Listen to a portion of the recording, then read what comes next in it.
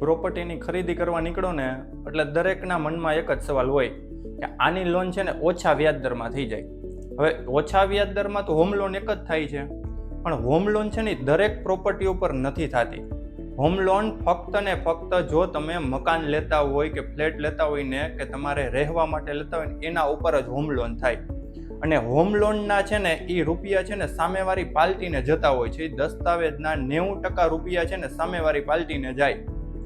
અને બાકીની બધી પ્રોપર્ટી છે, જેમ કે કોમર્શિયલ પ્રોપર્ટી છે, ઇન્ડસ્ટ્રીયલ પ્રોપર્ટી છે, ઓપન પ્લોટ છે, રેસિડેન્શિયલ ઓપન પ્લોટમાં છે ને હજી નોર્મલ રેટે છે ને હોમ લોનમાં કન્સિડર કરે પરચેસના કેસની અંદર તો છે ને એ નોર્મલ રેટની અંદર થવાના ચાન્સીસ છે. બાકી તમે ઇન્ડસ્ટ્રીયલ ઓપન પ્લોટની ખરીદી કરો તો પણ એમાં મોર્ગેજ લોન થાય. હોમ લોન અને મોર્ગેજ લોનમાં છે ને મુખ્ય આ તફાવત છે. એટલે તમે પ્રોપર્ટી પરચેસ કરવા જાઓ ને ત્યારે ખાસ વાત આ યાદ રાખવાની તમારે કે આમાં તમારી લોન કઈ થશે.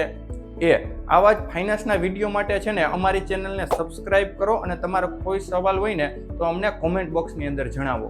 ધન્યવાદ.